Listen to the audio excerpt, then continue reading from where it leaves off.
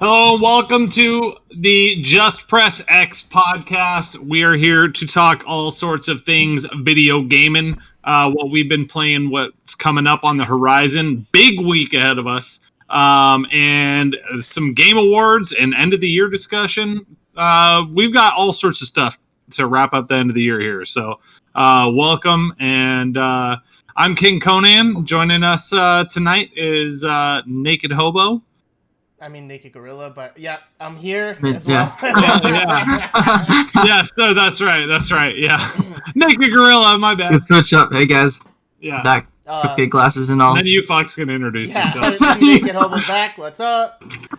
And I'm Mr. McGarren. let's go. All right, boys. As Conan said it, we have quite a bit to talk about today. Let's start off with our old faithful, our main bitch, Destiny 2. And upcoming this week, we have Iron Banner starting tomorrow. Any thoughts on the rehashed armor, rehashed weapons that's coming to us starting tomorrow as form of a crafty bounty that everybody loves to hate on? Sorry, I'm putting out our tweet right now. No worries. So, I guess I could get going. So, I am kind of looking forward to it and kind of not. I'm looking forward to it in terms of I get to go in there, and since I've been investing quite a bit of time, I will have a level advantage about most casuals in Iron Banner. The last couple seasons, it feels like the level advantage has been tuned up quite a bit for Iron Banner. So, if you're even 5 levels above somebody, you are going to slap them. So, that sounds like fun. It'll probably happen. I'm not looking forward to the cheaters. The Iron Banner armor is the exact same Iron Banner armor. I think all they changed was the color of the base color. And then the weapons, I don't think is anything new. I think the weapons this time around are the Scout, and I don't remember the energy, but it's a Scout and something else. So, I honestly feel like, kind of like with Trials, they should have delayed the Iron Banner, left it in the oven a little longer, but we'll see how it goes tomorrow. Iron Banner used to be something I looked forward to, like a lot. I always loved the insanity and competitive nature of 6v6. Like, that is where, like, my competitive side of PvP comes out is in 6v6. I don't have the patience to be really good at 3v3. Like, I really don't. It's hard for me to do that. 6v6 where we're battling for control zones and things like that. That is definitely like right up my alley. And I used to love going in there and just grinding it out.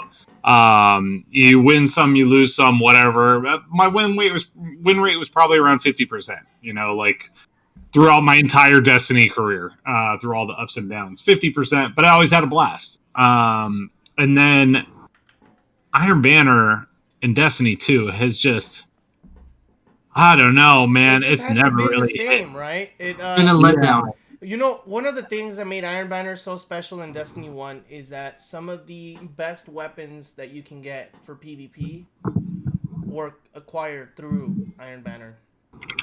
Like the shotgun. I remember the shotgun was like the best shotgun in the game, aside from like the Matador 64 and the other one. The Fellwinters? But Fellwinters was Party Crasher. Yeah, but basically Fellwinters was the sniper shotgun. And you had to wait till an Iron Banner was around where that was in the loot pool. And if that shotgun was there, and that was the Iron Banner. That Iron Banner had the most participation. You had all sorts of randomness. But now it feels like you'll go in there, you get steamrolled by six stacks that are just going in there, rolling on the Mercy. And the weapons are just not that good. Or the gear, for that matter, to farm it. That's what it is for me. There's just like, Iron Banner comes around, I don't feel like I have really anything to grind for. I mean, you got, I think the fusion's okay, but you can get a high impact fusion, that's really good. The gear's been the same forever. So typically if you're doing it for power, but then again, if you're doing it for power, you're getting rolled over because the people that are playing it are already full power. Well, not only that, if you're doing it for power to get the drops, the bounties are grindy AF. Mm-hmm. So You're not gonna have a good time with it. yeah, so like those bounties are like get 150 kills with ARs, get 100 kills with a pulse rifle, get 50 kills with a sidearm, and yeah, that makes Iron Banner, specifically when it has a lot to do with power, and you have to use specific weapons. If you're playing Iron Banner outside of day one, when everybody's farming those weapon kills, you're in for a long day. Well, this is my opinion on Iron Banner. There's still stasis, so I'm not playing. All right. Yeah, so Iron Banner, I think, can be fixed. Now, moving on to our next Destiny topic. Trials was recently delayed again till December, I think 16th or 18th, because they, and by that I mean Lucky, posted a video where he didn't show how, but he said that there is the ability to go basically invisible in Trials map, where you do not appear on radar, you are visibly in there, but you can still see people and shoot them and kill them. Wow. So the developers were like, shit, this is going to ruin the game. And obviously he did this like on a Friday night, like at 2 a.m. So Saturday morning, like an hour before Trials is supposed to start, we get that tweet from Bungie basically saying, hey, due to a game-breaking bug, we're canceling it. And then throughout the week, this past week, more bugs have shown up. Now I think there's one where you don't take any damage. Like there's a video where or maybe you don't deal damage. And you're shooting somebody and they're shooting them over and over and over and nothing happens. So now to investigate all these bugs, we have shelf Trials again. Basically now it's going to go a little over a month since the game launched without Trials. And the worst part is that the new highly touted adept weapons are locked behind Trials. So now the majority of the players that were looking forward to these weapons with like the specific perks and mods for Crucible are not going to be able to get it, especially since now you can't play Trials. I mean, in any case, they were locked behind like this giant skill gap. But that being said, what are you guys' thoughts on it? Needs to be delayed, it needs to be delayed. I mean, it sucks, right? But if they can't get their code right the first time on the 30th iteration of an expansion, then they gotta delay it. I mean, either that or just let cheaters cheat. I mean, they do that anyway. That has nothing to do with cheating. They're still gonna be cheating. In Trials, cheating is prevalent. Let exploiters exploit. Okay, there we go. That's more of a, yeah. Nice. Yeah, I'll piggyback off of Aaron. I just, as long as there's less cheating than there could be, I'm okay with it. I'd rather it come out as good as it can be. But it sucks that I'm not going to get those adept weapons. Or a whole attempt to get those adept weapons. So it's going to be rough out here. Here's my thought. Yeah. And let me just throw a little more fuel on this fire. So the reason some of these exploits are coming to light is because the skill gap in order to go flawless in Trials is so insane that people sometimes will take any little edge they can to try and, reach that pinnacle of the 7 wins. So whereas if it's very difficult, we don't know how difficult it is to do this glitch, but let's assume it is quite difficult and there's only like a 10% chance of pulling it off. Most people would be like, fuck it, I'm just going to play the game. It is what it is. Ain't nobody got time for that. But since the skill gap is so hard and it is so difficult to go flawless, I feel like that's why most people would be like, all right, fuck it, I'm exploiting. I don't give a shit. Especially because I want that adept sniper rifle or I want that adept AR, whatever that week's adept weapon is. So I think that they honestly, at this point, my opinion is take Trials back, rework it again, and just put those adept weapons behind competitive for now. Trials is just cursed, man. In Destiny 2, since it's come out, it has never worked. I think right now the current Trials doesn't work either. I don't even know what the current one is. But here's the other point. You've got now ice that freezes you. You kill that person that then travels to the next person and kills them. How is that a great idea for a 3-on-3 Trials? Or Cloud Strike, for that matter. Yeah, I it's don't know anything another about thing you Buffalo. have to consider, like in your engagements. Make sure you Travel's pretty guys far. aren't grouping up. It's just another mechanic that you have to consider. I mean, we did D1 trials where there was firebolt nades that served a similar purpose. The arc bolt nades do a similar thing. Still, so it's not like it's it's not new territory. It's pretty new territory. The freezing in place for a second, yes, that's new. But in terms of like chaining things, we've dealt with chaining damage and stuff like that before. But I get your point. Trials right now though, like, yeah, I'm kind of with you. Like, they should just like kind of almost pull it for the season, I think, and just Give like it something else, like get it fixed. Icebreaker. Bring back Galley. Actually, basically already did. No, so like I think they need to. Yeah, I mean they've already lost a month out of the season. Take it back, put it back, fix it. Don't rush it just because it's like, oh yeah, all the streamers like to do trials carries. Fuck that shit. Take it back, fix it, do it right. I almost feel like they need to put some sort of skill-based matchmaking into it, like with wider like ranges, because I mean it's gonna, or you can gate specific weapons like the adept behind flawless runs. Especially with how bad the cheating is on PC. Correct. Like, you're then saying to your entire player base, like, hey, we've got these sick-ass pinnacle weapons, but you've got to deal with all this shit that we've let run rampant for, 3 years now, and you're just going to have to, like, deal with it if you want these things. And it's like, no, fuck that. I'm not going to do that. I knew Trials was coming out. I had zero intention of playing Trials. I was like, whatever. I already kind of wrote off that entire playlist because of all the cheating and crap we dealt with last season. I was kind of like, all right, I'm just not going to do that anymore. It's not worth it. If something like Mountaintop or something crazy was locked in there, yeah, maybe I'd suffer a little bit and give myself a couple shots. But Well, that's the thing, like is nobody, with the depth weapons, it's just.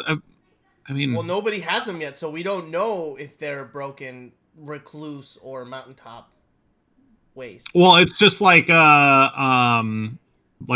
new intrinsic perk, right? I think they all get a new intrinsic perk, which nobody. I think it's been data mined, but I don't remember what it does exactly. But it's basically PvP. I'll see if I can find it. It's basically PvP focused. It's kind of got the I don't know. I'll kind of bring Iron Banner back into this. Like, if it's got a broken weapon, just like in D1, you had Ephrodite's Spear, you had the shotgun Fellwinter's Lie. If you bring back something like that to, make people want to play Trials or even attempt to, people are going to do it. And that could be where the skill base comes in. More people are playing. Heck, dude. They should have put. Sorry, go ahead. Go ahead. No, I was going to say, they haven't done skill-based matchmaking right pretty much ever in Destiny 2. For a very short amount of time, it seemed like they had it right in Destiny 1, where most of my PvP was a lot of fun in the Crucible. And then they were like, oh, sorry, we had that on and we're turning it back off, so we're back to the problem whatever. is that the community, it swings both ways. So you have like 95% of the community that's like, oh, I want skill-based matchmaking. I actually don't mind, sweating here and there. And then you have that 5% that's like, dude, I can't make my montages because, like, every single game is a sweat fest. So, like, I'm playing people that are just as good as me, so I can't go in there and fucking snipe 30 kills in a game. Oh, darn. Yeah, so then Destiny listens to them and then takes it off, puts it back on, takes it off, puts it back on. All while in the background being like, guys, there is no skill-based matchmaking. Yeah. When more people just got to play. So I'm looking at the adept weapon rundown here, and it's if you fully masterwork an adept weapon, just like a regular weapon, you'd get like a plus 10 to whatever stat that the masterwork is in, but it also gives you a +3 in all the other categories. And then also those will have a new mod slot as well, and in that mod slot there's a like those new, or like what they did this last season with the Iron Banner weapons, where they have the plus minus perks, where it'll give you an addition to some stat, but also pull back on another one. They're going to do that as well with some of those mods. So yeah, I mean, yeah, it could be awesome. Some of those things, I'm sure they'll, just shred, but at the same time, like, I don't feel the need that I need to have anything like that in PvP right now. There's not a dominant weapon in all of PvP right now anyway. Like, for the most part, it's as ridiculous as it is, it's super balanced because there's so many weapons. You could just jump in there and be like, oh, I'm fucking slaying out. You could run a hand cannon, you could run an AR, you could run a sub, you could run, whatever. Even with the new even with the new even with the new scout rifle buff, I've seen a lot of Jade Rabbits fucking slapping in there, dude. Midas. Yeah, like you can run anything right now, and I'm even getting beat by a sidearm. It's dude, honestly, it's been the most balanced it's been in a while. Like, you can't. Yeah, I know. I mean, anyone you're playing that's cheating can beat you with any of those weapons, right? I guess that's You run 3 sidearms. We're balancing it out. If you can hit all headshots, you're good, bro. All right, cool. So let's shelve Destiny for now. It seems like we are all in agreement. Trials needs to bake longer in the oven. Iron Banner, we wish it was better, but it's not. Adept weapons, we wish we can get them, but we cannot. There's a couple things I wanted to go over with Destiny real quick. Go for it. Number one, I don't know if you guys looked at This Week at Bungie this last week, but they showed the raid clears for Last Wish, Garden of Salvation, and Deepstone Crypt. And in the day one clears, Last Wish was 4, Garden of Salvation was 551, and Deepstone Crypt was 29,814. Nice. No, but look at the number of teams attempting it. Yeah, that was the next thing I was going to go to. Was the unique raid activity clears in the first 10 days. Last Wish had 3,500, Garden of Salvation 33,000, Deepstone Crypt 258,000. And then those are the big numbers. But we were having a discussion last week about how there was, controversy over what Glad was saying. Was it too easy and things like that. If you look at the breakdown percentage-wise, it's almost exactly the same. Yeah. So we talked about this last week. It seems like there was an awful lot more number of people that cleared it. But that being said, there was a lot more teams that attempted it on day one because it was on a Saturday, because they gave more people to level up and get ready for it. So there was definitely more teams that were like, hey, I don't work on Saturday and I can play and still get to the required 12:30 by in 6 days. So yeah, it definitely seemed like more people got the day one emblem, but there was also way more teams trying it. And I'm sorry, you know what? I love my streamers and everything, but this isn't Destiny made for streamers. It's Destiny made for everybody, so they need to just embrace it and fucking for dudes like us. Yeah, they need to. You know what I don't understand? So, sorry, I cut everyone off there. But no, go ahead. These streamers want more challenge, more competitive and whatnot. But I remember when they first came out with whatever that ball PvP one was. What's it called? Where you Rift? Rift?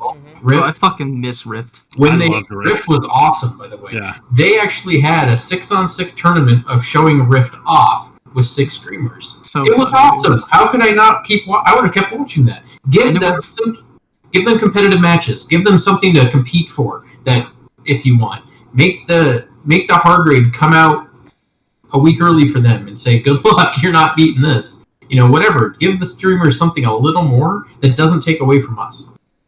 That's my. They should do like a Twitch Rivals type thing. Exactly. Yeah, like they should do like a raid with like these insane modifiers, right? And like then they can do something like that.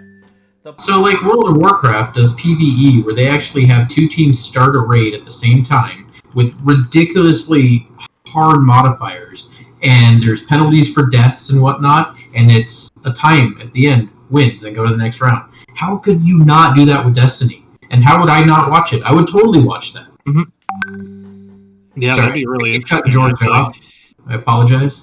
You could do that with PvP as well. I mean, have Mhm. actual competitive tournaments that we could watch rather than facing some streamers against a couple of normal fellers like us and then just So wipe the like floor one with of the us. things is like I understand their frustration too, like Glads and Dados, especially when they've been like the longest, like one of the more like longer serving, I guess, PVE guys.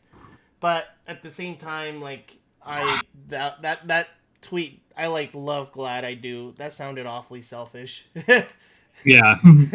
Oh, okay. You brought up Datto, so it sparked my Dado thought released a here. video basically saying that and sharing the same sentiment that Glad. I had a funny moment today. I was watching his DPS breakdown of all the weapons. Yeah, were you watching that at all? Yeah, I watched it. Yep. So there was a number of times he mentioned in the video, he's like, I was low light level, so my numbers might not be, like what these other guys' are or whatever.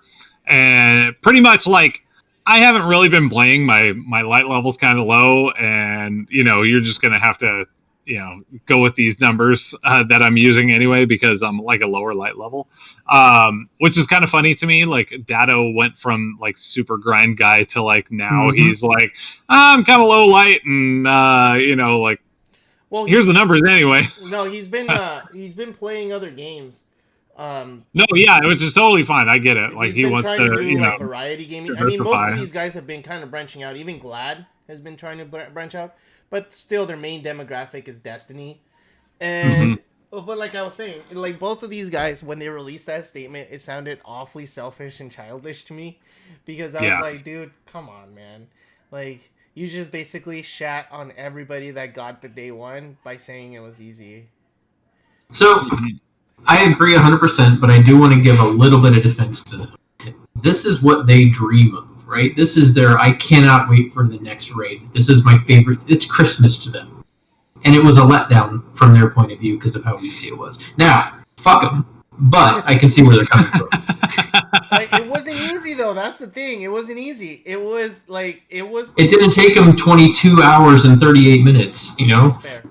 That's fair. Like I said, I don't want to take anything away from anybody that finished it day one. I attempted it. That shit was tough. The DPS checks were there. You needed to be like, in order for you to be able to deal the DPS that you needed to do with that debuff. In the amount of time that you had in each encounter, you had to execute each encounter perfectly. Like, no. Yeah, Atrax was ridiculous. Like the rest of them, not too bad. That one was ridiculous. You could not fail at any point because it was a wipe. Now, that being said, now people are two-manning, one-manning all these encounters. Now that they have light level advantages, they have the lament. Maybe, I don't know. I wish we could go back to the days of D1 where you would have a regular raid and then a hard mode raid. 100%, dude. They don't do that anymore. They don't do that anymore. Now they just release one raid and it stays the same level the entire time. Oh. Alright, well. Yeah, I totally agree with you. They should go back to having hard mode raids. That way, I think it extends the longevity of the raid as well. Correct. Because like you can get it down pretty good, and you can get your strats like flowing. You're just running through things hella fast for the first couple months, and then it's like, all right, hard mode, boys. And there's not big changes, but dealing with that delta again, it makes it difficult. And then people have to really clean up those strats, like really tighten the nuts and bolts so you can knock things out. And I thought that was a lot of fun. That was like some of my funnest times raiding in D1. It's simple to make a hard mode. Make it so that you have 6 clones on Earth, and on every single side has 2, not just left.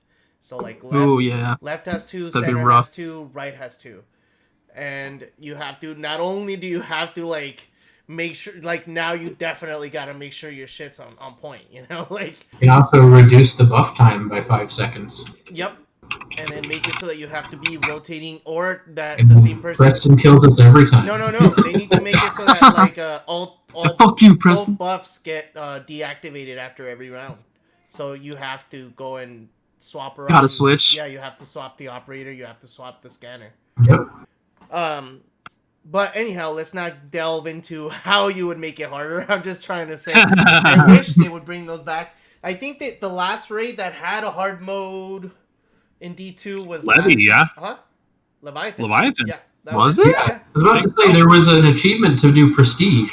Yeah, the prestige ones. There was yeah. all three of the Leviathan. So Eater of Worlds, Spire of Stars, and Oh regular yeah, Spire Leviathan. did have one. All three That's of right. them had prestige. When Spire came out, that's when they were like, "Hey guys, this shit takes a lot of work.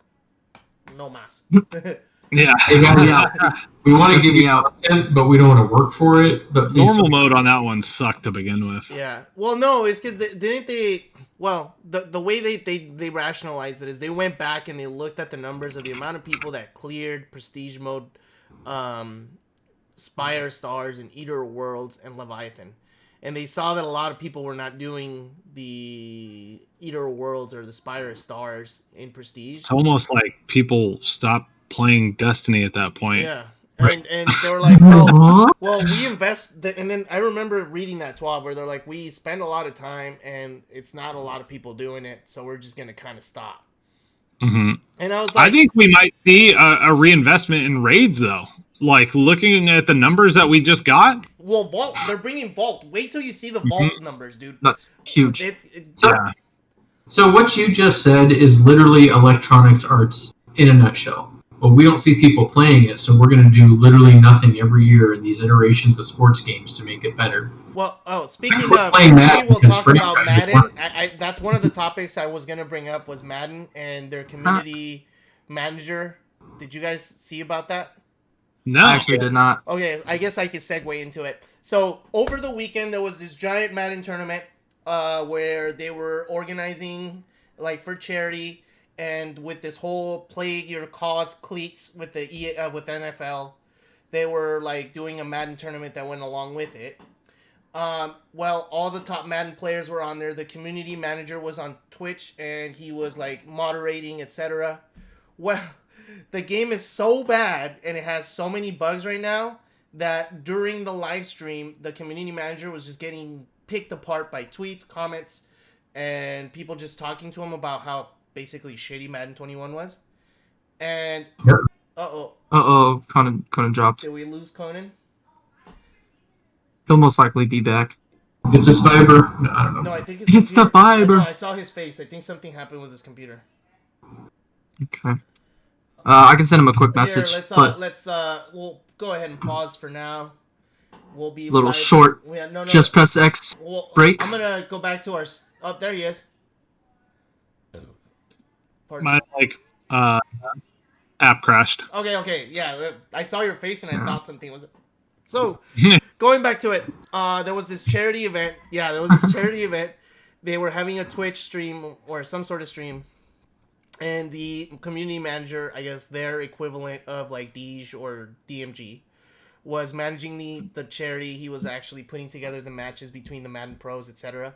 Well, the entire time, he was literally getting heckled by the crowd, by the pros, through chat messages, through Twitter, through Reddit, and he just straight out quit midway through this tournament. He Wow. broke down almost crying. Yeah. He's like, I can't. These things can't be fixed by me. Exactly. Yeah. He Dude, was that like, sucks. sorry guys, we're ending it here.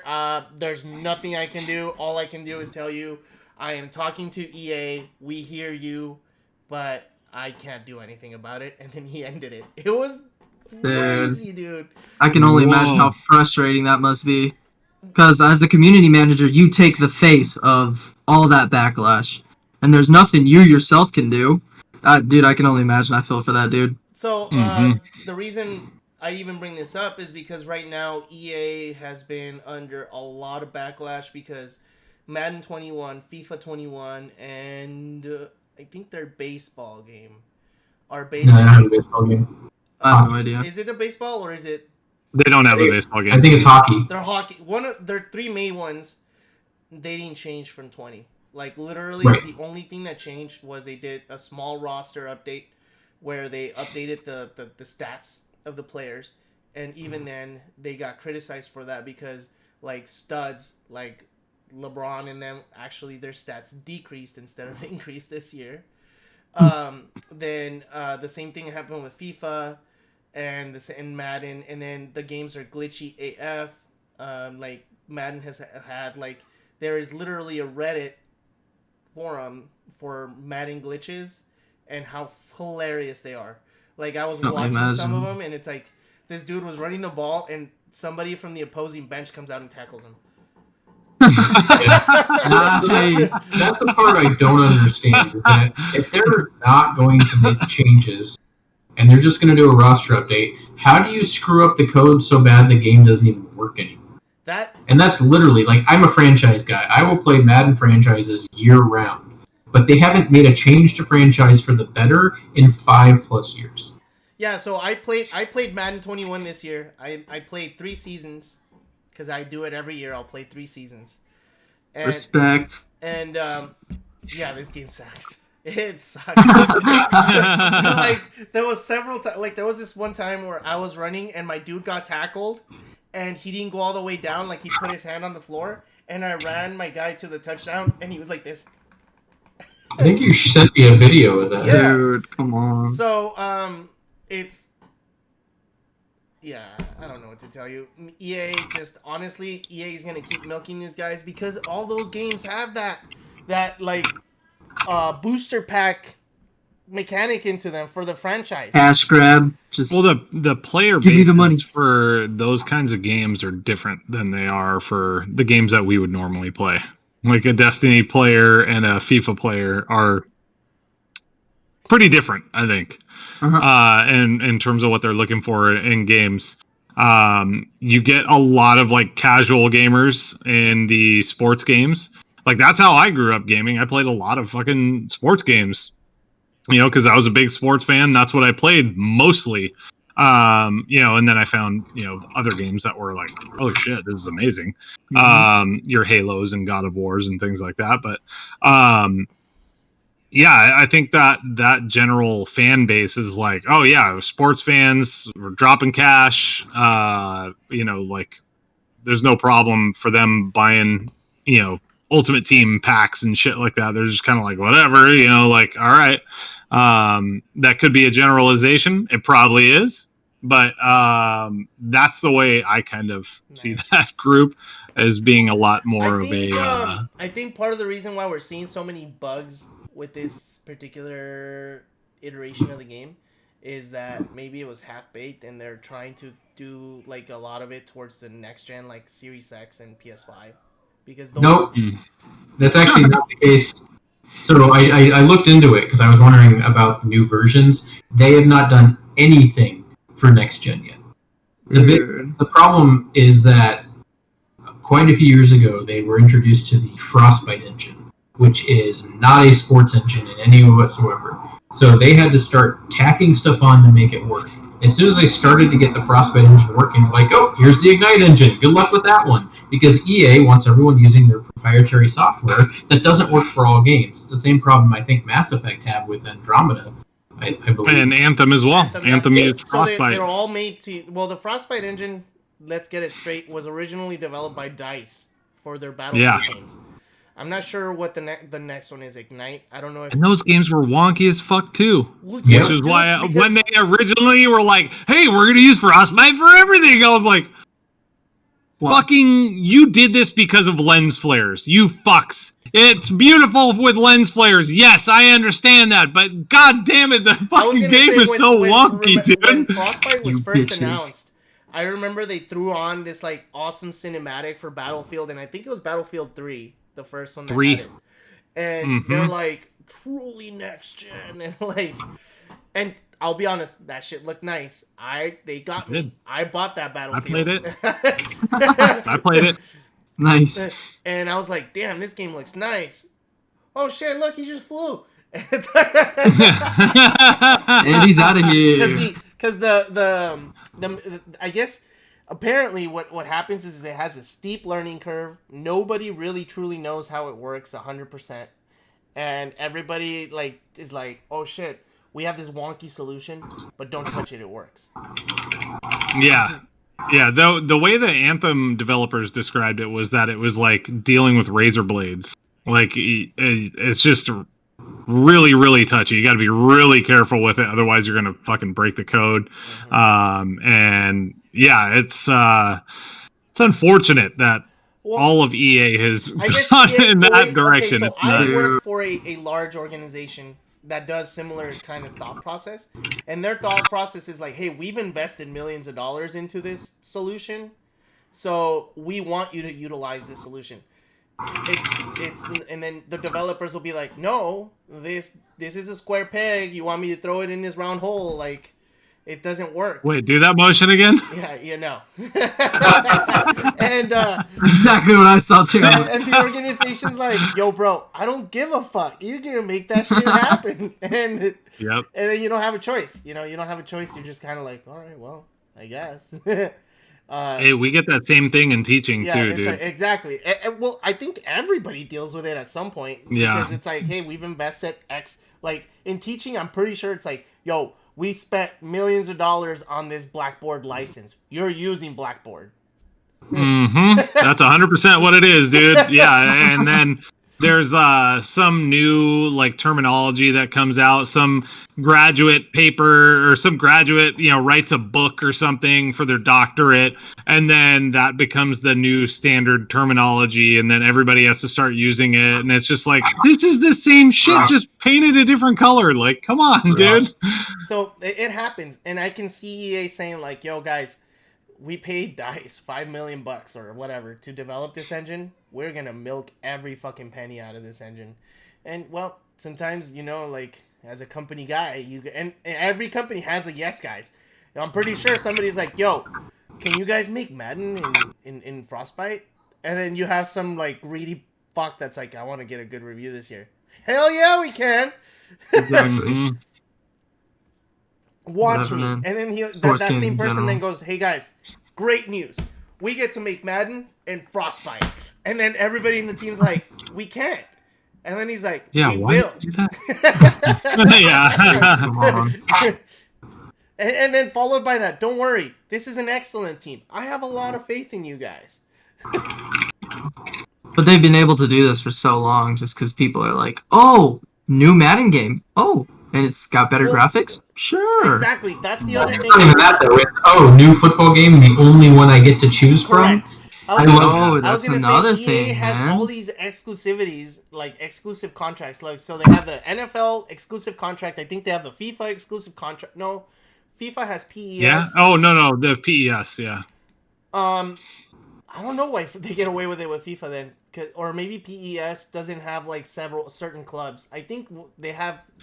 There's exclusivity within it. Like, I know I went to go play FIFA and I was like, fucking sick, dude, I'm gonna be Bayern Munich. And I like went to go like set up my team and shit, and I went to go to their stadium.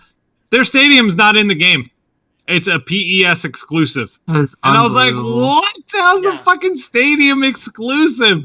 And so I was like, all right, well, there goes that fucking idea. I immediately was like turned off continuing playing. I was like, fuck you guys. I mean, they have these developers sign all these exclusive. It's kind of like, I think NBA Live also has exclusive, there's NBA 2K.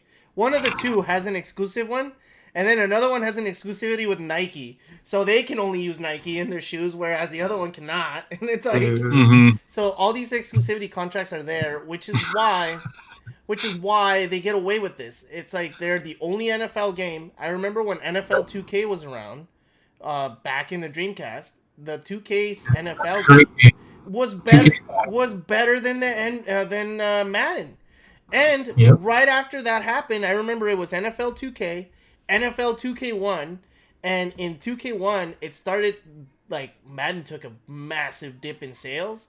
The following year after that, oh, hey, guess what? We signed a 10-year deal with the NFL. That's exactly right. It was as soon as that happened, you're exactly right on that timeline with that happening. It was like 2K handed their ass to them, and then immediately EA's like, Dollars. Exactly. Yeah, we're taking over. Yeah, Fuck no, you that's guys. exactly. And then I remember the next 2K came out, and it was like, oh well, we can't use the NFL, so we have generic football teams. Yeah. All pro football. Yeah, and it was ass. I still bought it because I was like, I'm gonna stick it to the man. And then Yeah. it wasn't a That bad. worked. It wasn't a bad game of football. It was just a bad football game. yeah, exactly. It was a good sim. It just sucked because you didn't have like Your the dudes. teams, and Yeah. like Tom Brady was known as Tom Broody. So like, Broody. so it was like Thomas Brody. basically. So I wish exclusivity deals would go away, especially because it seems like EA always gets the best licenses. Like they have Star Wars now, and they're Star fucking Wars, shitting it up with the Star Wars, dude. Yep. Like Yeah, I still have yet to play that last like game, last imagine Jedi if they game. had given Oh my god, it's so good. if they No. had Eventually. given Sony the Star Wars license and they give it to some of their first party fucking studios. Yeah, Jeez, that man. like the studio who did Spider-Man. Yeah, Like, exactly. could you imagine Phenomenal. them doing some badass like, fucking Jedi game? Imagine Phenomenal. Naughty Dog doing a Star Wars like centric. Mhm. Oh my god, dude! Yeah, like some hard-hitting fucking bounty hunter story or Correct, something. dude, exactly. Like Yeah. it's those kind of or the guys that did Kill Switch, they get their like version of Battlefront. Or the guys that Killzone? do Gran Turismo doing Rogue Squadron. Oh, Oh Killzone. man, Yeah. Killzone. Oh, Killzone. Sorry. Killzone. Yeah, Killzone. that's Gorilla. They did Horizon, so So like imagine those studios. Like imagine the Crystal Dynamics, the guys between doing Gran Turismo, they did like a fucking Starfighter game, dude. Jeez. I think I mean that studio Killzone. is notorious. Killzone was the first PS3 game I ever played. Like, Me too. Because that came off a launch. which one? Yeah. Killzone? Killzone. Yeah, And you know Killzone what? 3? I have still not found a PvP game I liked more than Killzone's maps. Oh, really? I never Their played the control PvP. scheme was wonky as fuck, though, dude. they had the tank controls. Yeah. Like Battlefield did for the longest time, where you couldn't turn left and right when you were sprinting. So You it were was locked like into that. just I remember going playing directionally. Killzone. I'm like, what the fuck? You know which game I remember? Fuck. You know which game I remember playing that was a lot of fun? It was like this Mars Revolution game. Oh, what was it called? Was it Red Planet? Gorilla? Oh my god. It was Let me like find you it. literally played like this Red Faction Gorilla? Red Faction, yes, dude. That one was Faction awesome. so much fun, dude. Like They just remastered that game last year, I think. remember that weird sniper rifle that could look through walls and then you would shoot it and you could hit people through the wall? Oh, dude, that was the coolest thing No ever. ways. That game was I dope, dude. I never really touched liked this that game. game. I played the never played hell this. out I of that remember game. playing the originals in the PS2, like Red Faction 1 and 2, and then the third one, the Gorilla one that you're talking about, came out for the PS3, and I remember playing 2009. Dude, Mhm. dude, those were my jam, dude. I loved that game so much. It was That was a great game because you could do anything. Like you could go anywhere in the map. There was like no restrictions. You could like get up on some big hill over the top of some base or whatever. The base is destructible, so like if you had like some rockets and stuff, you could shoot rockets down into the base and destroy the base and kill everybody inside. And dude, that game was legit. it was a a really good fun game. Sick. But I mean, we've segued out of our. Yeah, we're in some deep our- territory. yeah. Before I'm gonna we get a beer go, real quick. what happened to? Did you guys ever play Blitz, the league? NFL Blitz? Yeah, Blitz. So Yeah. Blitz, Blitz was cool, So dude. Blitz- NFL didn't Where did like that it. go? NFL didn't NFL like didn't? it because it made the game put the game in a violent connotation. I think is what they said or something. Oh, 100% it did, but that's what made it Um, fun. Like, I remember your player got injured. It was like, okay, you can either juice them or do something else. No, like your And player you got juiced them hurt. and they get... That, like your player would break a leg, and then you'd see the doc go over, and the doc's like, "All right, I'm gonna inject you with morphine." It's like Stabs him with the syringe, gives him steroids, and he's up and going again. Yeah. Dude, bring back Blitz, man. Come on. Blitz was fun. Then I'll play a game, dog. Then I'll play a Fun-ass a game. Oh, board dude, game. remember the arcade Blitz where it was like 3v3, and then you had like the 49ers with Jerry Rice, Steve Young, and damn, who was the other? It was like a third player. I don't remember, but Just basically, Roger unstoppable. but like all you would do is like Hail Marys the whole day. You're like, And then let's Jerry just Rice catch is all of that. "Oh." I got this. Jeez, man. Yeah, bring back that game. Okay, next one. We went deep on that. Yeah, It's We just- brought up some Red Faction Gorilla, was my some kill zone. fucking My bad. Killzone, yeah. bad. licensing. Aaron with the All Pro football. All right. So let's get back on track. So now we are officially 2 days away, at least here in the States. Wednesday, 5 p.m. Cyberpunk. For Judgment Day. Cyberpunk. I have already preloaded the shit out of that. I even tried launching it just so that I could get the Johnny Silver Several times. Easter egg. You do get a Johnny Silver Easter egg. If you try turning it on, yeah. If you hit play, it'll tell you not so fast, cowboy. Oh yeah. Okay, I didn't know that was an Easter egg. No, it's an Easter egg. And then well, there's been a lot of hype. Obviously, there's quite a bit of hype with us for, but it seems like now as the reviews have come out, they're all over the spectrum. There is, I think I saw something as low as a 4, and then I've seen others as high as 9s. No 10s yet. Oh, I've seen a bunch of 10s. Metacritic, I think, has it at a 91. Saw IGN has it as a 9. Yeah, and it seems like the main campaign is about 20 to 30 hours long, but the game is apparently centered around all the side missions more so than the main campaign. So they're expecting people to kind of do a lot of the side missions. Like from all the reviews that I've read, the majority of like the greatest nuggets in the game have been from side missions. Kind of like Valhalla, I guess, in that sense. Yeah. Okay, I'll be right back. You guys go ahead and take off. Yeah. As far as that goes with the side missions, I played through Skyrim way too many times. And I always had way more fun doing the side mission stuff, all the faction stuff, than the main storyline. The main storyline was cool, like, one time through. But replaying the different factions and stuff was awesome. And that's what I'm really looking forward to with Cyberpunk, is that replayability, because the main story is going to be pretty much the main story, I think. Each time. I gotta be honest, I still to this day have never beaten Skyrim because I've only ever done side quests, and they are never ending, and so I cannot ever beat the game because I have to finish, and they literally are never ending. I hope Cyberpunk is not that way. Yeah, no, I think there will be a lot of them in Cyberpunk. Witcher was the same way. There was just tons and tons of side quests. Every little town you went to had like 2 to 3 different side quests. And then there's like little bounties on top of it and everything too. So my assumption is that it's going to be structured similarly.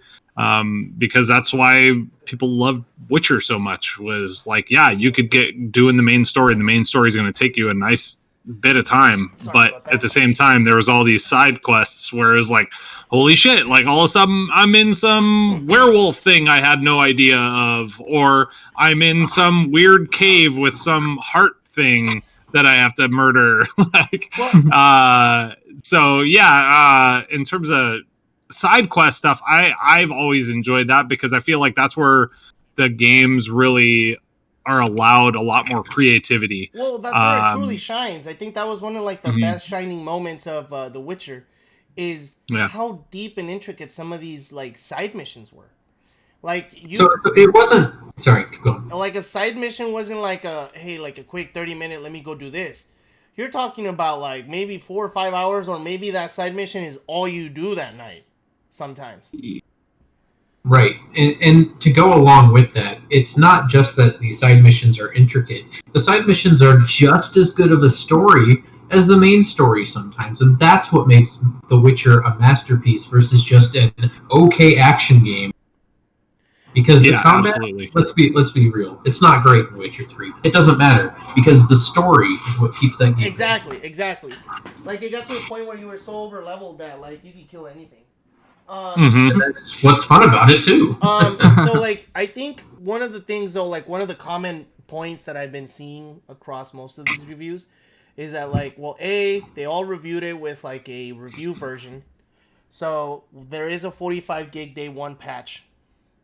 That's almost as big as the game itself. I think the game was 59 gigs. Yeah. So a lot of these bugs that they're claiming are there could have been resolved. If they're not, then I guess they could have, like, I mean, they delayed it often. And they were getting so much flack for delaying it that I think maybe they didn't want to delay it again.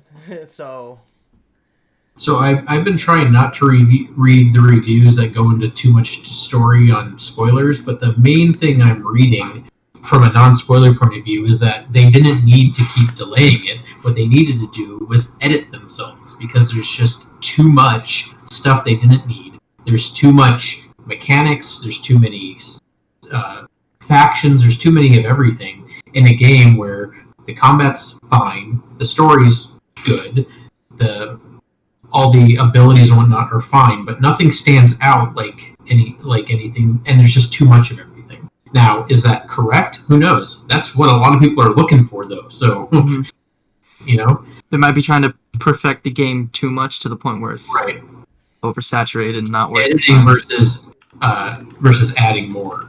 You know? But I don't know. Do I have time for a 100-hour game anymore? No. That's why I haven't played Valhalla. But if it's really good, you'll probably make time. Well, I'm playing Cyberpunk regardless. I just have to figure out when to play it.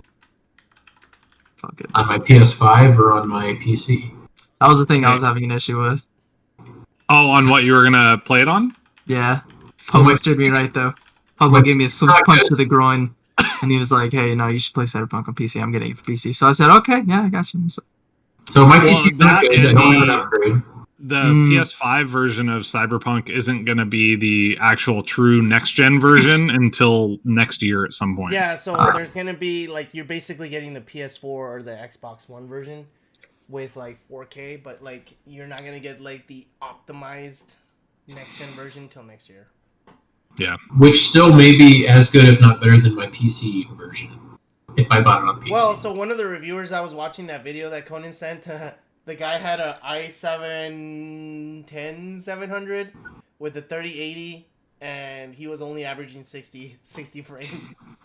What? That's about right. 1440 or 1080? I don't know. He didn't say his resolution, but he said that it was he was having a hard time with the game.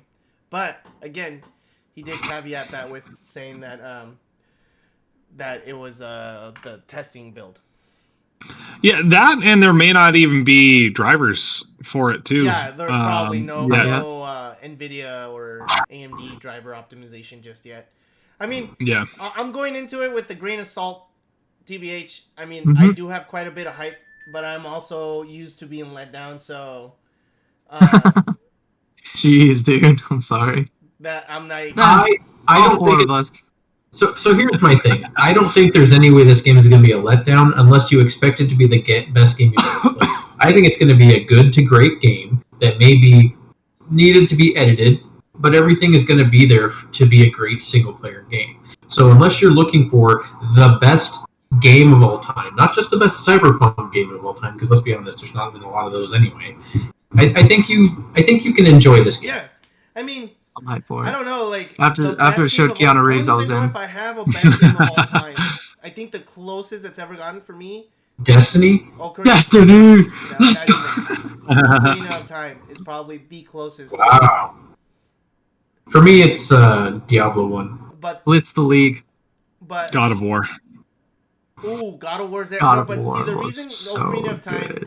has a special, unique place in my heart because I remember beating the shit out of that game when it first came out, and it was like when I was like 12 or 13, and I truly understood like Zelda's. It was like the first type of those games that I really finished, and I really remember enjoying it, playing it over the Christmas break. Nice. So not only was the game kind of good, but also just the nostalgia effect is why I would consider. Yeah, that's what it is too. I don't know if I have a favorite game yet, man. What was that? I don't know if I have a favorite game. Go ahead, Aaron. That's how it was with me in Diablo 1. I'd spend all night with my friends playing that game. It was the first real online game I played. Diablo 1 was great. I remember playing Diablo 1 online. Never touched And it. telling my mom, yeah, Mom, the game is called Diablo because I am a holy warrior that kills Diablo. Dude, That's- playing yeah, the hey. system. Well done. I had to sell. I mean, you're mostly that true. one time when my kids started playing Diablo. I was like, yeah, they're slaying monsters. Like they're the good guys. They're getting rid of the evil stuff. Like They know what to do. Yeah, Oh, yeah, no, okay. I remember It's an telling that act to my of mom. I was God. like, no, mom, I am sent from the church to kill Diablo. Spiritual warrior. I am a crusader. me. Yeah, basically, and The holy shield. she kind of bought it, you know. And then when she bought us Diablo 2, she's like, "You're killing Diablo again?" And I was like, "Yeah, well, you know, like devils, you never truly kill them, Mom." God.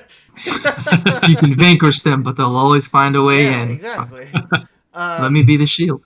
Hey, quick side note, because we're talking about favorite games of all time, and I happened to mention God of War. Beautiful. My son just started playing it by choice Dude. because he saw the Wow. Kratos skin Oh, in nice. Fortnite, That Kratos skin and is so terrible, he's by the way. like, It yeah. hurts. It hurts. the emotes as Kratos is. Oh, just- dude, I yeah. can't watch it. Yeah, exactly. That hurt. I saw him but- smiling. I was like, you Yeah, never smile no. again. Don't smile. Done with my boy. No, Kratos is like, But yeah, like he's playing through it and he's digging it. The It's first- it's really the first cool. God of Like War, he's like, figuring the- out all the the OG puzzles and one? everything. No, the most recent one. oh, Yeah. I was gonna say, dude, Yeah. you got to put him through it. If he can make it through the tower of like whatever that tower level is, where you have to go up the Oh my god, that. I say dude! put him through first the- couple God of Wars were rough. Let him play God of War 3, dude. That game, that might be my favorite game of all time, dude. Just the opening where you see all the gods on Yeah, Mount just killing Olympus, everything. dog, and Yeah, you're that like, was great. oh, I'm gonna kill you first, and then it's you. I'm gonna use your head, dude. Dude, I remember That. I remember playing when the first Dude. God of War came out in PS2. And the first thing I did was like go back to the ship hose.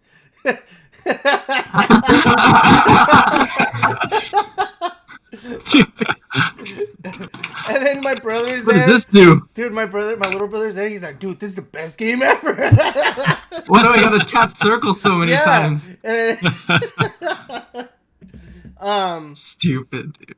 no, those games Oh are my great. gosh. I remember that game had like like this gradual progression of difficulty. It's like boop, boop, boop. Oh yeah, Mhm. dude. And then you get to Oh, that yeah. tower, and it's like fucking challenging. And then the final boss, dude, took me days to kill. When you're fighting Ares, yeah, it was actual literal God of War. days Mhm. to kill him, dude.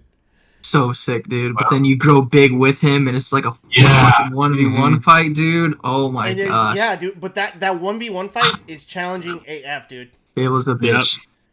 When did it come out? I remember beating that shit by myself. Dude, it and was I like fucking 2000. I was 2002. in junior college, so I must yeah, have it was been like 2000 5 when I played it. 2003, 2002. Yeah. 2001, something like that. I was a junior in high school. I remember it was like I worked at a 2005, video dude, store. Yeah, I knew, 2005? dude. I was 5 when I played it. 2005. I remember. Whoa, okay, shit. I just That was later then. yeah, but I'm telling you, I was like, fuck, man, and it was like so different from anything I had played at that point. Yeah. It was great. God of War 2 was also beautiful, dude. The worst God of War game has to be the one on PSP, though.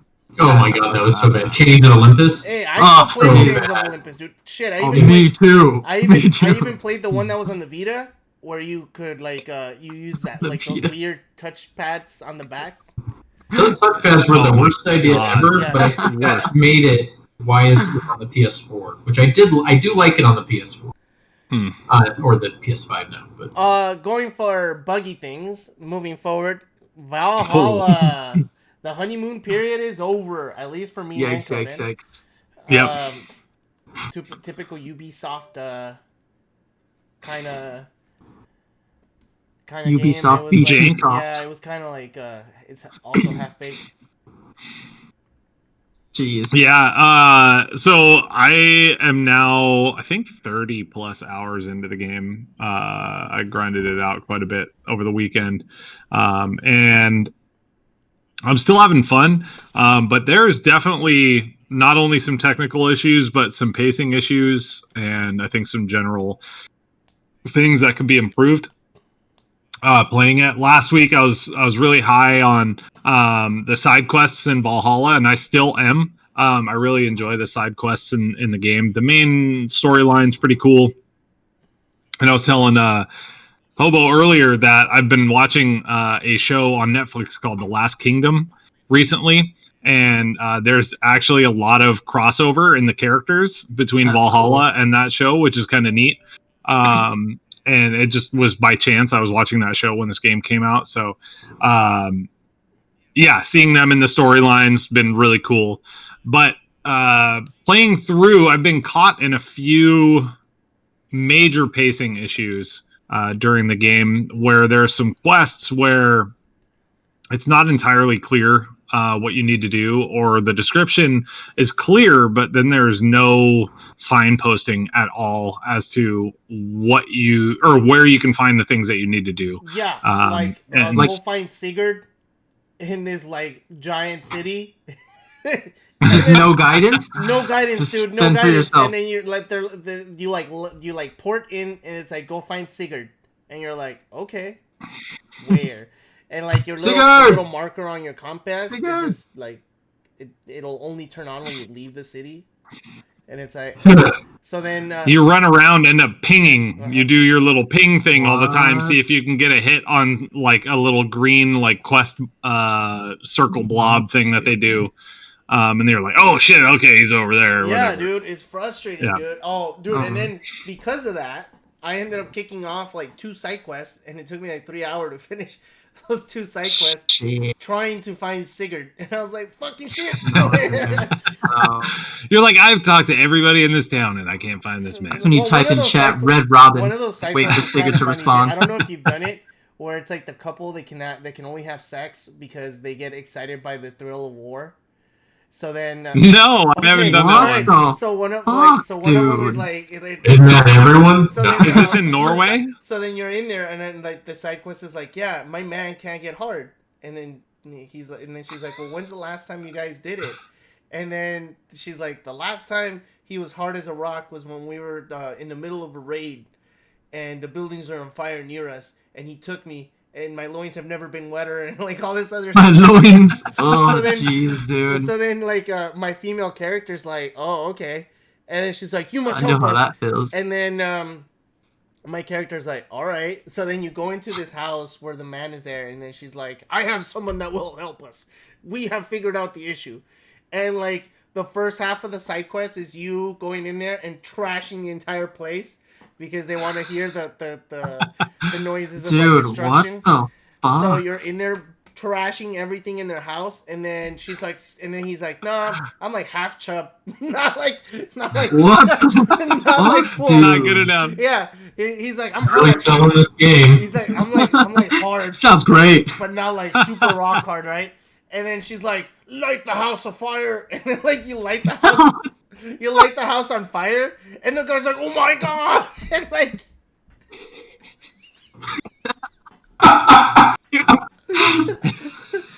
Is this the best? and then dude, and then he's like, "Oh, I am ready now." And then he picks her up and takes her upstairs as the first floor is on fire.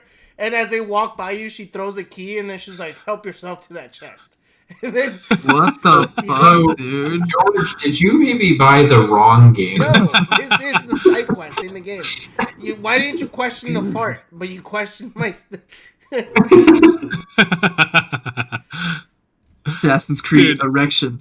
Hey, the side quests are really good. They are. Yeah, like, they're the highlight of the game so far for like me. the entire time I was Dude. doing this, I was like, "Holy shit!" And like just laughing as I'm destroying. Oh shit! Why am I getting turned on? Like I was like laughing the entire time I'm wrecking this person's thing, and you just see like and you can like in the game, this is like the female warrior is like this like Amazonian looking lady, and the guy that's like throbbing or whatever is like this skinny guy, and he doesn't even look like that hardcore, you know? What the fuck, dude? Yeah, I'd spend $70 on that. No, you don't have to spend $15 on a month membership of Ubisoft Connect. So I'm spending $15 then. Jeez.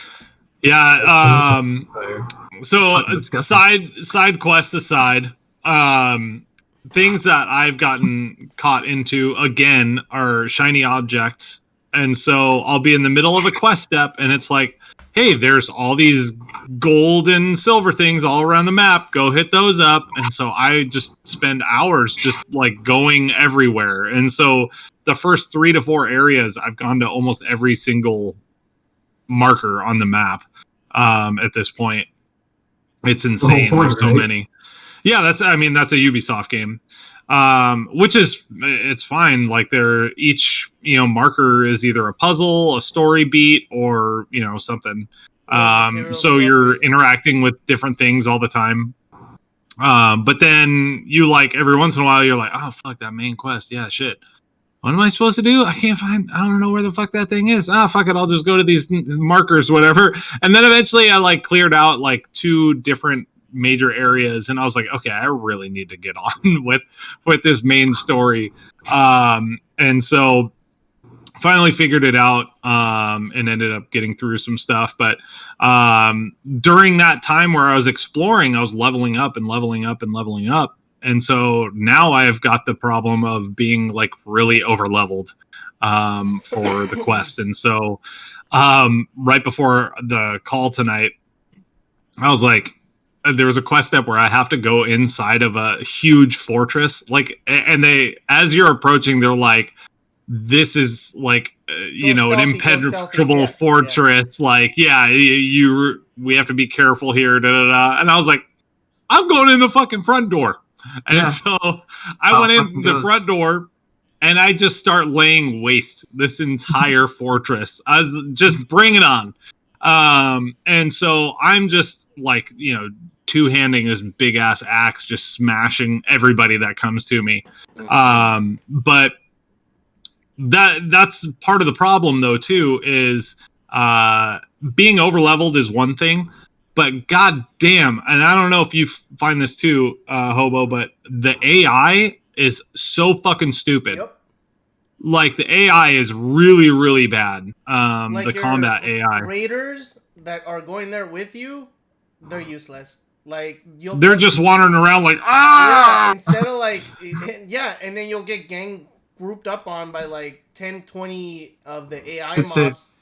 And you're like, what the fuck, dude? Next thing you know is you have to run away so that you can fight 1 or 2 and then come back, and then run away and then 1 or 2 and then come back. Or else you'll just get grouped up on and die. No, my Raiders are your horde? Or yeah, so in the Viking ship, there's all the in Aaron's screenshot, you see all those guys that are running with him.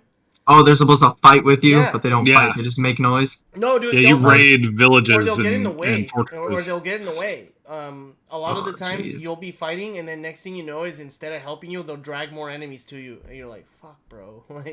Kill this one. I'll bring him to you. Yeah. Or there was this one dude that was on fire. He came to me. He was like, on fire, and he lights a pot of oil, and then he gets us all on fire. Yeah, you can actually see that happening though. In Monty Python. And I was some funny shit. Fuck? No, my biggest gripe with it is how much you have to go to the main menu to pull up your mission. So you have to go to the main menu, you have to bring it up, and then it's okay, main mission, and then you have to right click it to turn it on and activate it, so that it then puts the marker in the map for you. So every time there's a new quest, it's tab, missions, let me go here, main mission, select it, and then or I can wander around for 30, 45 minutes just stumbling upon it, and I'm like, nah. So, but the game has some issues. There are some good highlights on it. For the most part, I would say a 7 out of 10 right now. So here's my question though: will you finish it? Probably not. Conan? Yeah, before Cyberpunk, man, I don't know. Dog, you got 2 days. You gotta start rushing. Yeah, I don't think I'll beat it before then. Do you think you'll go back to it? I do, but that's because I've loved these latest iterations of Assassin's Creed. I love Viking mythology, Norse mythology, and they already, and I don't want to spoil anything, but they have already heavily mixed in a good bit of that, to where I spent all of was it Saturday, Sunday? One of those 2 days in an area, and I don't want to spoil it, in an area, just completely clearing a map and Sounds it was tight. pretty fucking mythologically badass. That's why you play those games, dude, just to be a fucking unstoppable wrecking machine.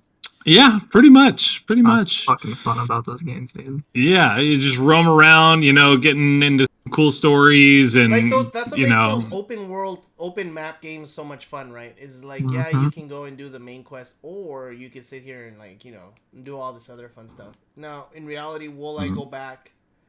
If I have nothing else to play, then yeah, I'll go back and finish it. But Cyberpunk's right around the corner. The new season of Warzone is coming up here soon. We don't know how that's gonna be with the new map. When is that? Yeah, when is that coming out? Oh, okay. And it's gonna be a new map apparently. So if that's good, I may go back and play that. I had a lot of fun with the original Warzone. Yeah, I think my whole kind of rest of the year gaming schedule kind of revolves around Cyberpunk. If the game is that good and I'm having that much fun playing it, I probably won't touch anything else. Exactly. Yeah. If it's really good, I can see myself playing that and then periodically doing Destiny, like raids and new content that drops, etc. Exactly. But if the Cyberpunk is like goodish and I finish it right away and then there's not much to keep me there, I may foray into Warzone.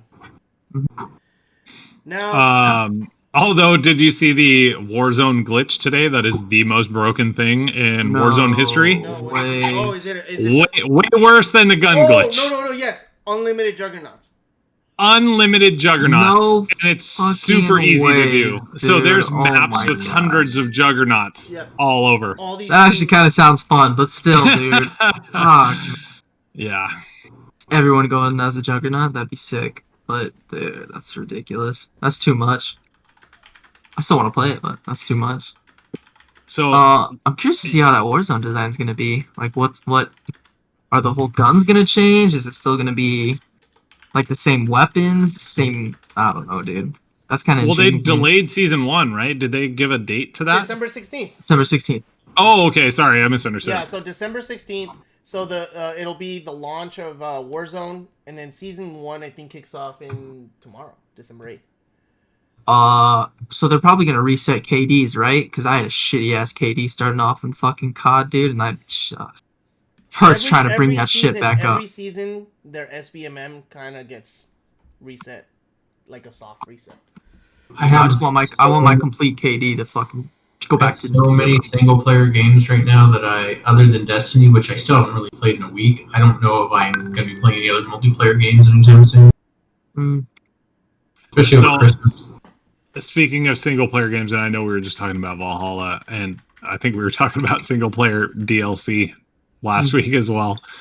The Valhalla DLC teases, I got a pop up for. They're looking pretty cool.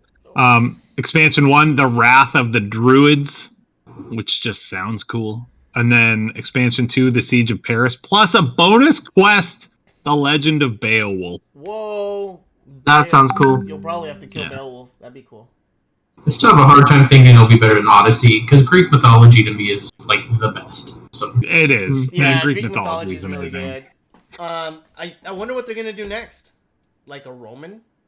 They gotta do Japan at some point. Samurai. Dude, Bro, the day that'd they do be Samurai, sick. But Ghost of Tsushima already kind of does that, man. The day they do Samurai Assassins, oh, dude, I will cream my pants. People were already speculating there's some teases that they might do another England one from what's happened in this game. Okay, that makes sense, because, I mean, you move over to England. There's also China. You could do, like, Shaolin. Ooh, I mean, that would be really cool, especially with the Great Wall of China versus the Mongol Horde. That'd be really neat. That would be really cool. I just remembered, did any of you guys pre-order New World? Because that comes out in January. Yeah. Is that January? Yeah. I never got to play the beta. Oh, dude, it was so much fun. Like, I played the beta, like, 2 days, and I was like, that's it. I'm fucking buying it. $40. They can have my money. It is that good. And I bought it right there. Wow. It's that good, huh? I had a blast with it, honestly. And then Preston got on, and he bought it right away, too. Mm-hmm. Yeah, I was digging it. The combat was fun enough for me to be like, oh yeah, I'm down with these other MMO systems in there. Let me see. Yeah, New World's pretty cool. It's worth the $39.99. It looks cool.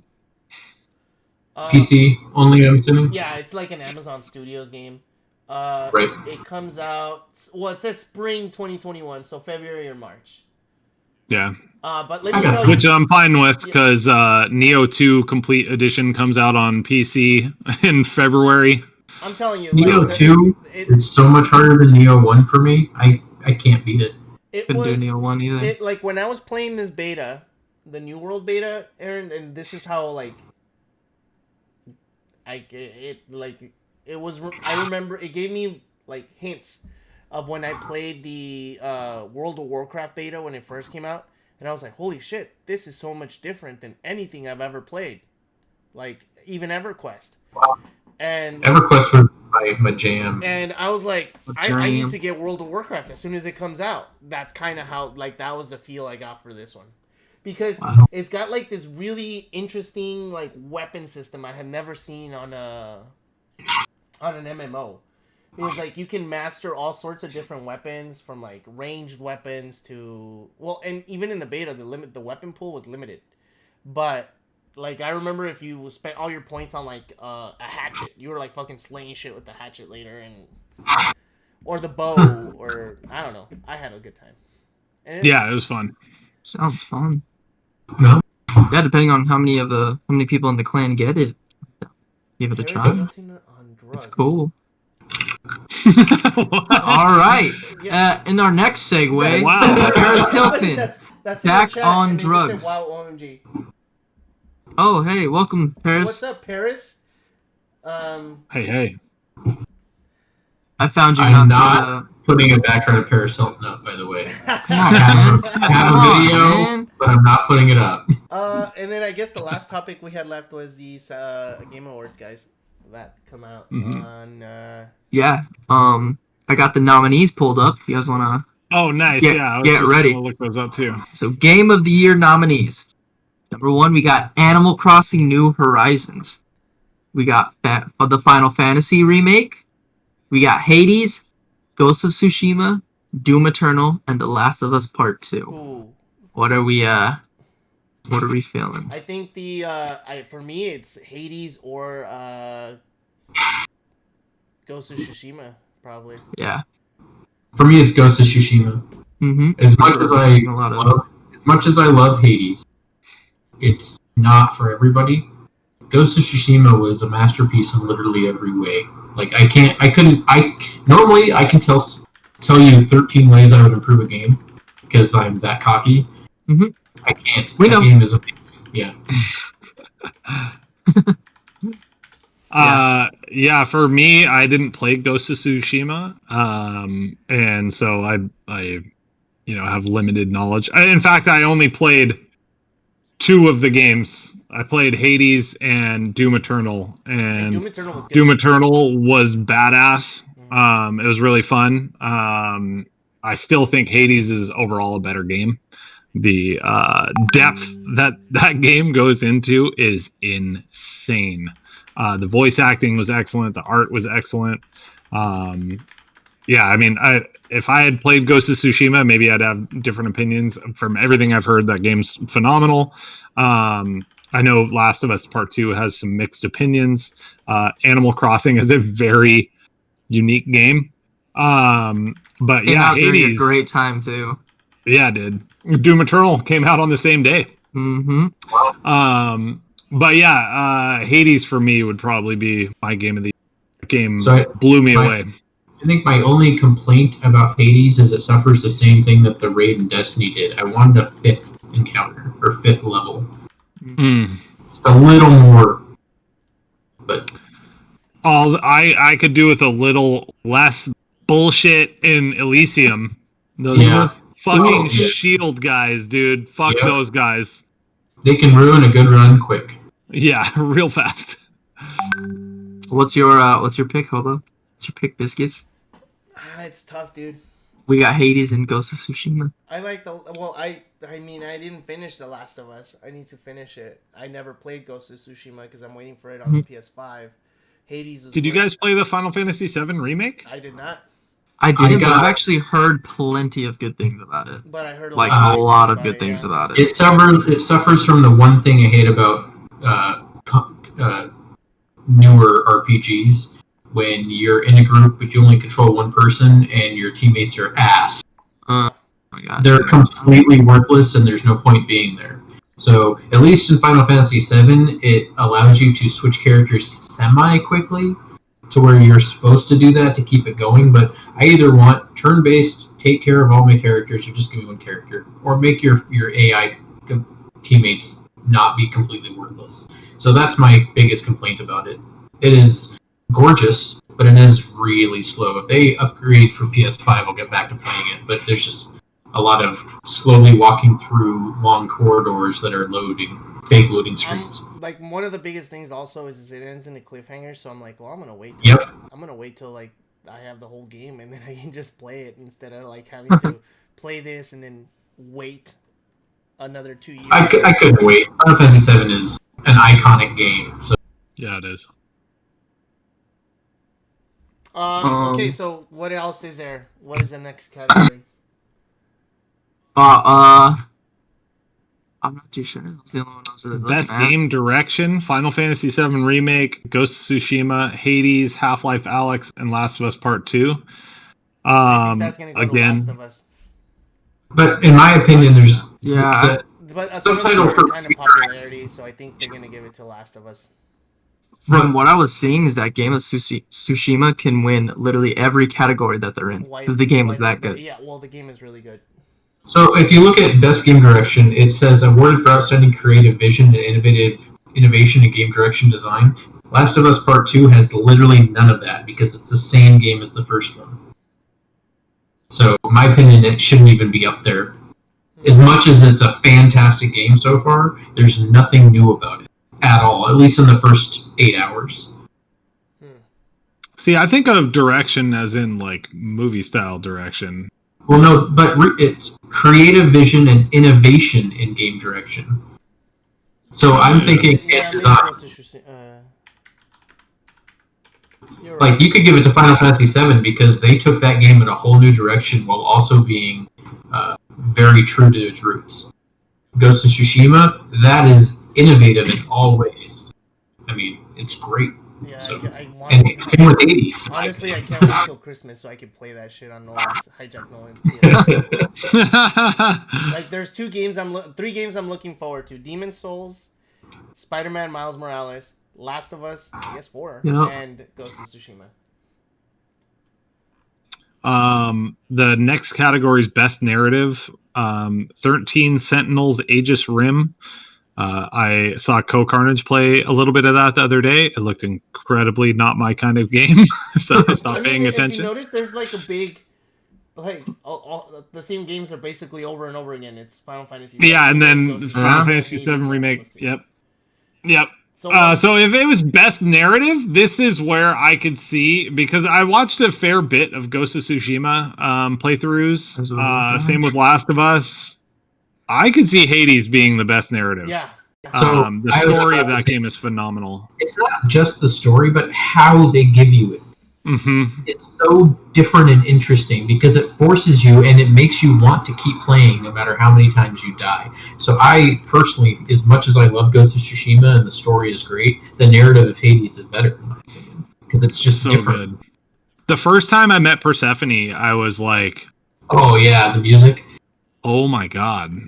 Like, and then the music when you meet Eurydice inside of the one level, right? Yep. Oh my god, yeah. Oh, I'm getting goosebumps. I love that movie or that game. You getting a lot of square inside circle, circle vibes. Totes, brother. Best art direction: Final Fantasy, Ghost of Tsushima, Hades, Ori and the Will of the Wisps. Ori, and Last of Us ever Part play 2. that game? I don't know anything about that. No. It's like a platformer, but it is a beautiful game. Oh, it looks pretty. It looks really pretty. So Ori might take that one. I think Ghost on that one. I mean, Dude, Or Final Fantasy VII, dude. You know, like those. You know the Square Enix freaking cinematics. Yeah. Don't get me wrong. Final Fantasy VII looks great. I think Ghost looks better. It is amazing. Not to simp for Hades either, but Simp. the art in that game is the art in that game is so good. It's Yeah. so good. It is good art. I No, agree. I Yeah. want to skip a few of these like audio and score music, like whatever. Hold up. Best score in music. I think Dude, Doom Eternal is gonna get Doom that. Eternal. It's gotta Yeah. get that. Yeah, 100%. Yeah. The amount of fucking headbanging you audio can do to that design. shit. Again, Doom Eternal. I mean, Ghost or Resident Evil 3. And anyhow, the best performance is definitely. It looks like it's gonna be. There's 2 of them there for Last of Us. Then there's Ghost of Tsushima, and then Hades, dude. Logan. Oh shit, that's Hades. Yeah, and then the Miles Morales kid, dude. Like all those are great. That's the thing. I would actually choose Laura Bailey as Abby. I know Aaron hasn't progressed too much in The Last of Us, but I mean, I've played a little bit and I watched the playthrough. Yeah, it's good. It's good. In my opinion, she does a great I'm gonna skip a few more. Great job there, because we're but- running out of time here. But look at best ongoing, dude. There you go. We got our boy in there. They're gonna lose, but it's okay. I mean, At least they're nominated. Honestly, best ongoing, they're gonna give it to Warzone. They should Really? give it to No Man's Sky, honestly. I would agree with No Man's Sky and I mean, No Man's probably Sky was a hot mess, and now it's an actual solid game. exactly. Yeah, they've had like 3 major updates since they fixed it too. Or Fortnite, dude. You can make an argument for any of those games, Yeah. to be honest with you. Except Except Except Apex yeah. Legends, yeah. Honestly, Apex was really good, but I think through no fault of their own, they were overshadowed by Warzone. Mhm. well, Warzone Yeah. did everything they were Warzone, doing, but better. Fortnite. Mhm. See, That's what all of them did, yep. Honestly, the reason why I would say they would give it to Warzone is because it revitalized the BR genre by including like the inclusion of like the respawn system, the loadout system, best mission things. system. Yep.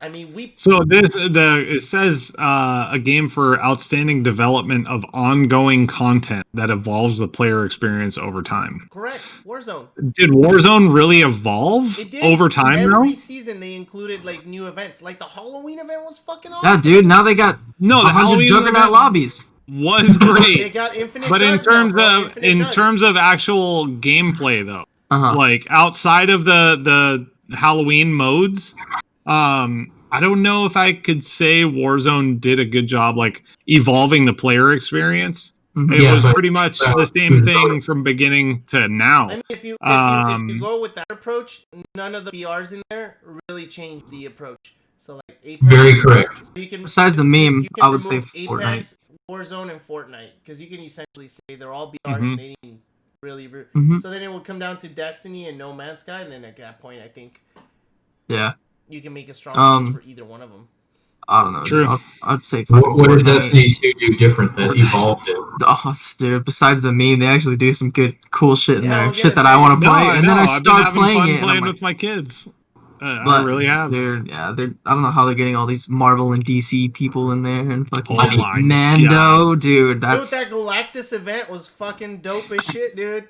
That was so fucking cool, dude. I was Yeah, giggling man. like a little Yeah, kid. it was like Fortnite's- and it's like, oh yeah, and I made a bunch of buses, and then next thing you know is it's like there's all these fucking buses near you, and you're all gonna fucking nuke on. so memeable, but it's actually really. And then So this it's a Mandalorian game, dude. season is pretty cool, dude. Mm-hmm. So I'm saying ongoing. It's just I don't know. And then next thing you Fortnite know is you have has Kratos something. dancing the kitty. Oh, dude, that's not. Hey, So I- the category after that, best indie, we've got Carrion, Fall Guys, Hades, Spelunky 2, and Spiritfarer. Dude, So where's it's Fall Guys or Phasmophobia, bro? Hades, Where's right? Phasmophobia. It's not a full release yet. Oh Still, no! Next year, Early next access. year it should Yeah, be. next year. Dude, Phasmophobia. Doesn't belong on this list. Phasmo. Dude, Dude, fuck what's that, this guy, Aaron? dude. Fuck Honestly- this guy. honestly, Get him out of I here. I wouldn't be surprised if Fall Guys wins. It should be Hades though. yeah, I think it'll probably go I could to get that. Hades, but yeah, Fall Guys is right up there too. If like let me tell you this, it's either Hades or Fall Guys, and I wouldn't be upset if Fall Guys won it. That game Same. Mhm. was like when we It had its moment, and It did. and it was great, dude. It was fun, and then it was like, well, everybody knows the mini games and they're fucking awesome at it. Ooh. Yeah. I got best mobile game.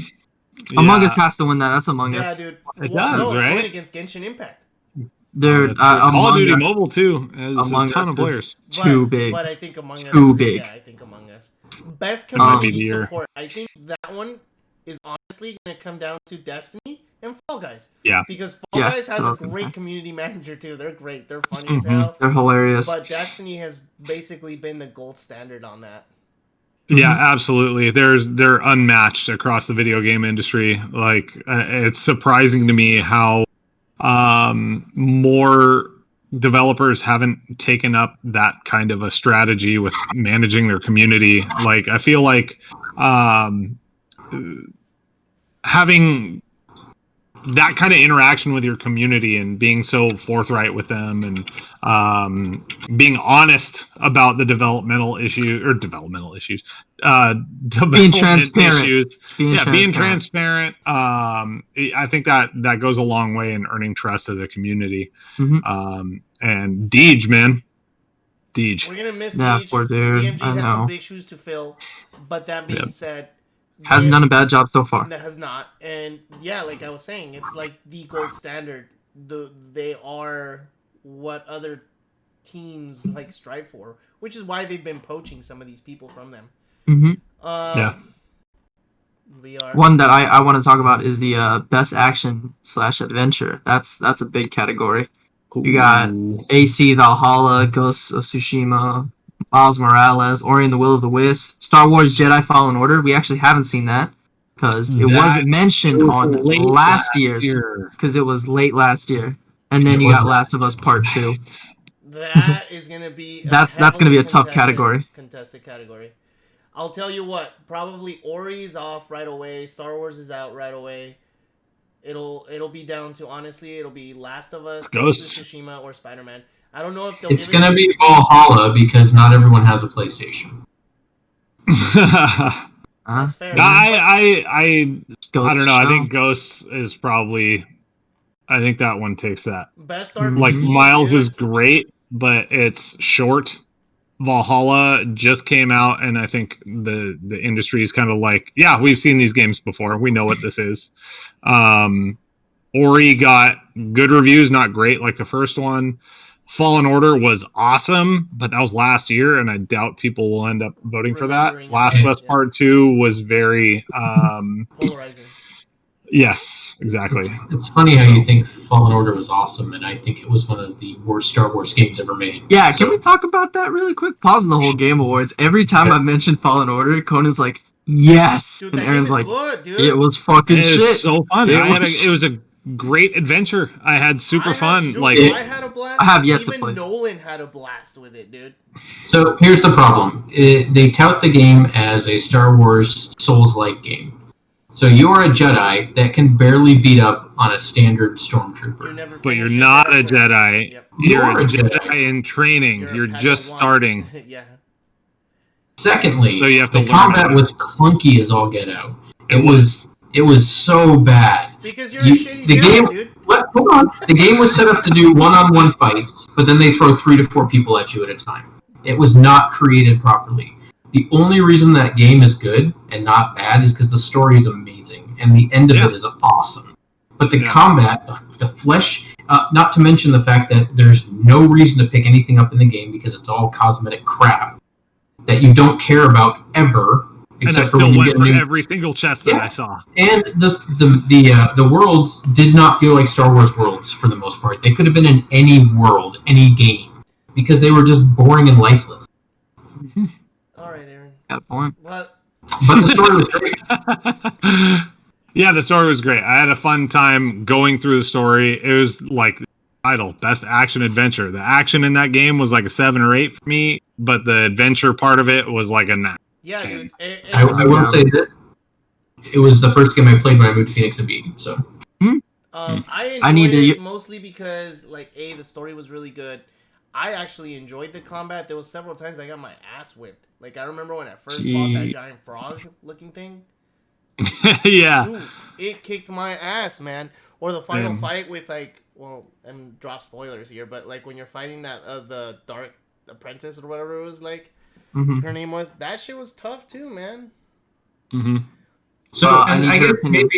maybe sorry, one last thing on Fallen Order. I guess my memory is slightly different than yours. I was unaware we were an apprentice. I thought it was just a Jedi who decided they weren't a Jedi anymore and kind of forgot what it was to be a Jedi. No, so it was an apprentice in the middle of Order 66, and they killed his master, and he was afraid.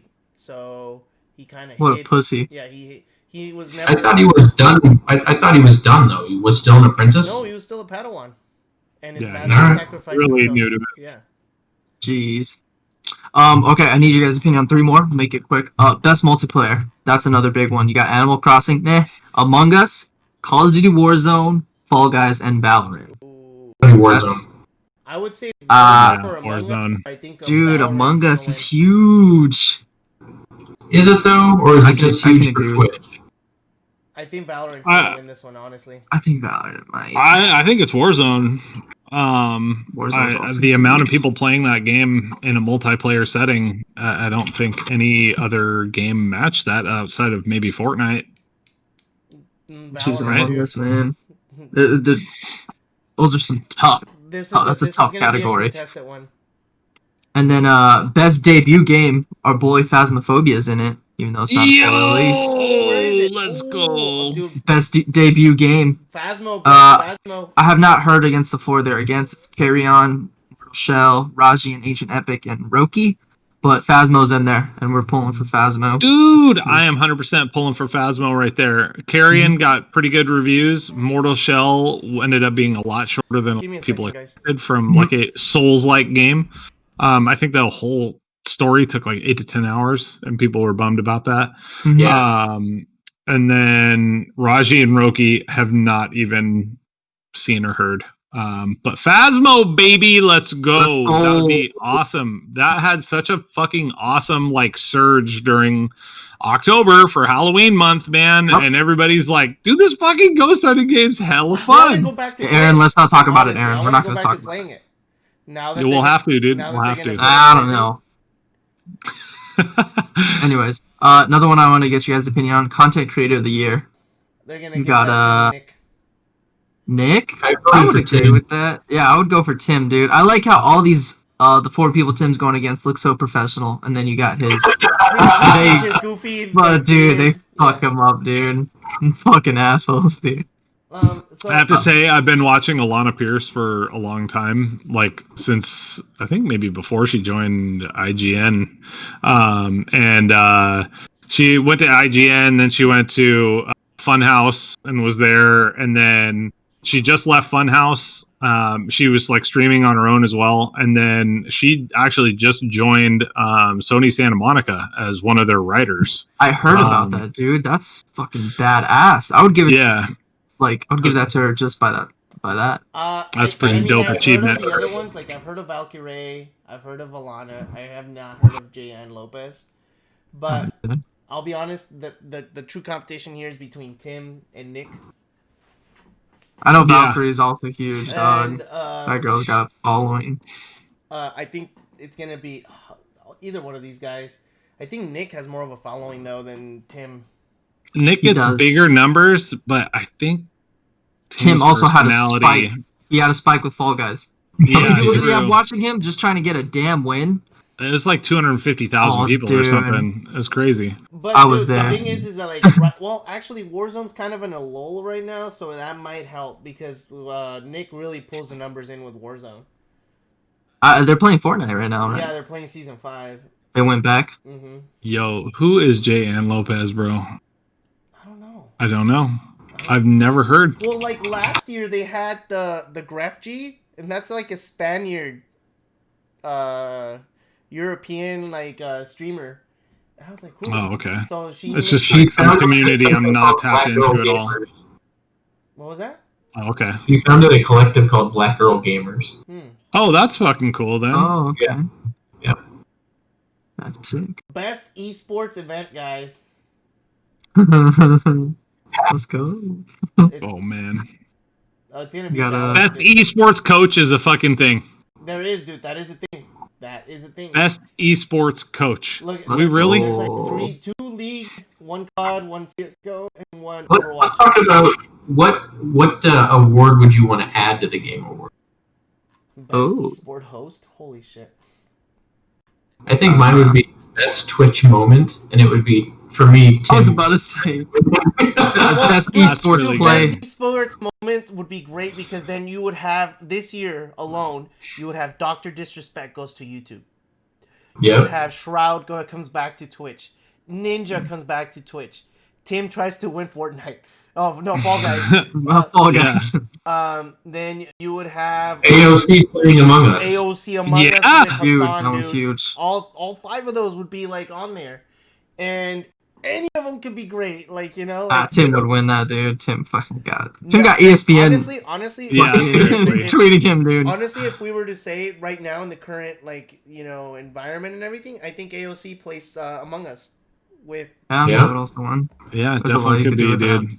That was fucking an awesome moment, dude. Like that morning I had talked to my students in my class. I was like, "Hey, did you guys hear this is gonna be happening tonight?" And a handful of them knew about it, and I was like, "Oh, that's cool," And then the next day, I had a bunch of kids who watched it, and they were exposed to,